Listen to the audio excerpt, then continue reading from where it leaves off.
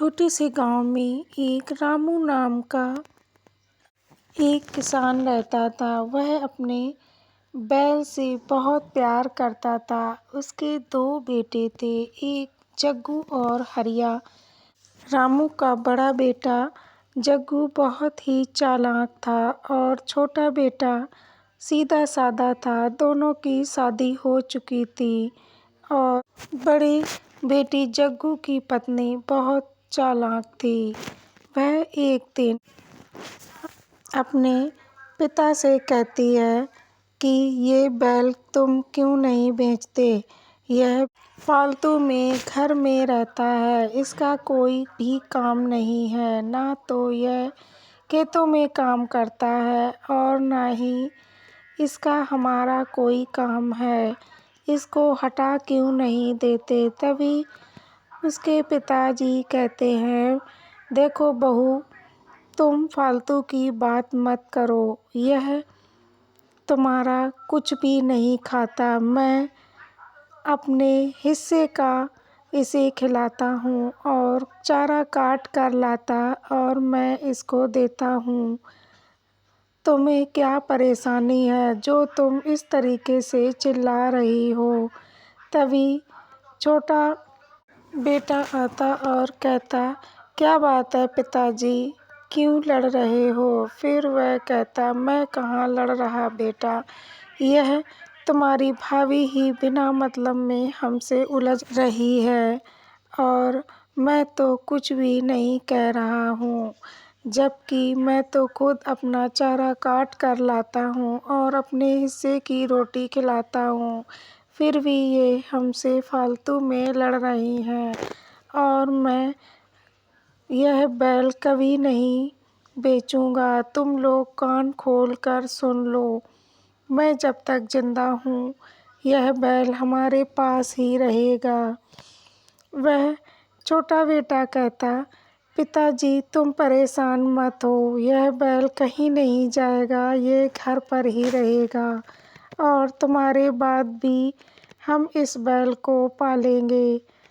वह इतना कहकर अपने कमरे में चला जाता है। सुबह जब उठता तो उसके पिता इस दुनिया को छोड़कर जा चुके थे। जब वह देखता तो बहुत रोता है और कहता, पिताजी यह तुम्हारी आखिरी निशानी बैल है। मैं इसे कभी नहीं अकेले छोड़ूंगा और इसकी हमेशा देखभाल करूंगा। वह पिता की चिता को आग लगाकर घर पर आते हैं। तभी कुछ दिनों बाद उसका बड़ा भाई जग्गू कहता है, देखो हरिया भाई, अब हम चाहते हैं हमारा बंटवारा हो जाना चाहिए। पिताजी तो अब नहीं है, तो हम रहे हैं कि बड़े होने के नाते अब हम बंटवारा कर दें। फिर वह छोटा भाई बोला, भैया हमें बंटवारा की क्या ज़रूरत है, हम दोनों लोग मिलकर भी रह सकते हैं। वह कहता, नहीं, ऐसा कभी नहीं हो पाएगा और हम बंटवारा कर रहे हैं, उसमें तुम कुछ भी नहीं बोलोगे। वह कहता, ठीक है भाई, जो तुम मुझे दोगे मैं ले लूँगा। फिर सबसे वह पहले घर का बंटवारा करता है और अपने छोटे भाई से कहता, देखो पीछे वाला हिस्सा मेरा है और आगे वाला हिस्सा तुम्हारा। वह कुछ नहीं कहता, चुपचाप रहता है। फिर वह पेड़ों की तरफ ले जाता और कहता, चलो भाई, अब हम आम के पेड़ का भी बंटवारा कर लेते हैं। फिर बड़ा भाई कहता, देखो ऊपर का हिस्सा मेरा है और नीचे का हिस्सा तुम्हारा है। वह कुछ ना बोला, चुपचाप सुनता रहा। फिर वह कहता, चलो अब भाई खेतों का भी बंटवारा कर लिया जाए। वह दोनों भाई खेतों पर जाते। फिर वह कहता, देखो भाई, पीछे का हिस्सा मेरा है और आगे का हिस्सा तुम्हारा है। ठीक है, बंटवारा अच्छा हुआ ना? वह कहता, भाई तुमने किया है तो कुछ सोच समझ कर ही किया होगा। वह घर पर आता और उसकी पत्नी पूछती है बंटवारा कैसा हुआ है। फिर वह कहता, देखो हमारे हिसाब से तो हमें बंटवारे में कुछ भी नहीं मिला है, लेकिन हम क्या कर सकते हैं, बड़े भाई का हुक्म है। फिर वह चिल्लाकर कहती, तुम बिल्कुल बेवकूफ़ ही बने रहना, तुम्हें बिल्कुल अक्ल ही नहीं है। फिर वह अपनी पत्नी को लेकर गांव के बाहर एक छोटी सी झोपड़ी बना लेता है और पत्नी और उसका बैल तीनों लोग वहीं पर रहते हैं। बैल को रूखा सूखा चारा लाकर वह डाल देती है। फिर अपने पति से कहती, अजी अब हम लोग क्या खाएंगे, बैल को तो चारा रूखा सूखा हमने डाल दिया है। फिर वह कहता, तुम परेशान मत हो, मैं किसी गांव में जाकर कुछ खाने को मांग लाता हूँ। फिर वह गांव में जाता तो सेठ उससे कहता है, तुम भाई यहाँ पर क्या कर रहे हो। फिर वह अपनी पूरी कहानी बताता है तो फिर हरिया से कहते कि तुम उनकी शिकायत पंचायत में क्यों नहीं करते हो, बंटवारा कहीं ऐसा किया जाता है जो तुम्हें कुछ भी नहीं मिला है।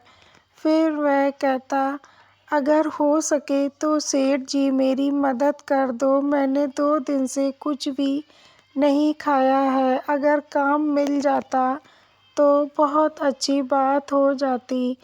वह कहते, तुम परेशान मत हो बेटा, पहले खाना खा लो और अपनी पत्नी के लिए भी लेकर जाओ, फिर मैं तुम्हें कल से काम पर लगा लूँगा और तुम अब परेशान मत होना। वह अपने घर पर आता अपनी पत्नी और बैल के लिए भी कुछ खाने को ले आता है। सब लोग बैठकर खाना खाते। फिर दूसरे दिन पत्नी दोनों सेठ के यहाँ काम करने लगते हैं और पति खेतों पर काम करता। वह बेचारी घर पर काम किया करती थी, कुछ खाने को मिल जाया करता था जिससे उसकी गुजर बसर हो जाती थी। एक दिन दोनों लोग बहुत बीमार पड़ गए। घर में सिर्फ एक ही रोटी रखी थी। अब वह सोचता, अगर मैं खा लूँगा तो मेरी पत्नी और बैल भूखे बने रहेंगे। फिर वह पत्नी कहती, तुम ऐसा करो, हमारे बैल को रोटी दे दो जाकर, हम दोनों तो भूखे रह लेंगे। वह बेचारा कैसे भूखा रहेगा, उसने सुबह से आज कुछ भी ना खाया है।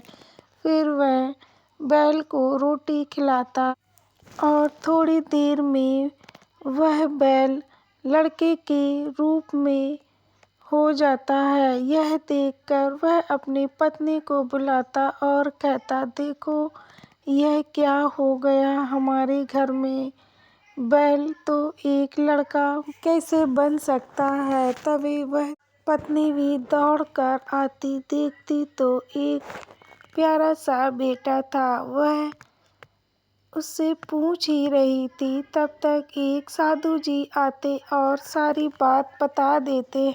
पत्नी भी दौड़कर आती, देखती तो एक प्यारा सा बेटा था। वह उससे पूछ ही रही थी, तब तक एक साधु जी आ जाते हैं और कहते हैं, मैंने ही इस लड़के को एक बार श्राप दिया था, यह बैल बन गया था, इसने मेरे साथ बहुत बदतमीजी की थी, उसी की यह सजा काट कर इंसान रूप में दोबारा आया है। यह बैल के रूप में जंगल में भटक रहा था। तब तुम्हारे पिताजी ने इसे भूखा प्यासा भटकते हुए देखा तो अपने घर पर ले आए और इनकी सेवा खुशामद करने लगे। बाद में यह बैल तुम्हें सौंप कर चले गए और मैंने इसे श्राप दिया था कि जब कोई नेक इंसान अपने हिस्से की रोटी तुम्हें खिलाएगा